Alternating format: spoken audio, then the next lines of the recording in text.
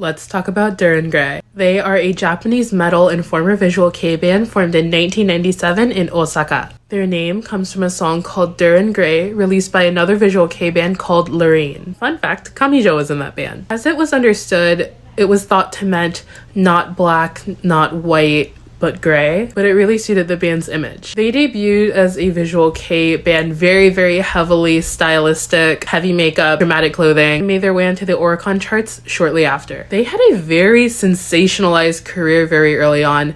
They were touring all over Asia, Europe, America. Did the opening for Baki the Grappler, had European releases, was at South by Southwest, headlined a US tour. Music video was even voted #1 on MTV's Headbanger Ball, which is honestly incredible. They accomplished all of this in the early 2000s. This was a time where the internet was slow and people were still discovering music on television. JRock wasn't just popular in niche spaces like convention or anime spaces or JRock spaces, they were popular everywhere. Someone was going to name only one JRock band, it was going to be JRock. Let's talk about the members, all of which are from the original lineup. Kyo is the vocalist and lyricist, Kaoru is the guitarist, Dai is the guitarist, Toshiya is the bass player, and Shinya is the drummer. And it wouldn't be a JRock video without talking about how divisive they could be. Even though they got their start as a visual kei band, they distanced themselves from that scene pretty early on, stating that the term visual kei didn't exist, they didn't like being called visual kei, they stopped wearing like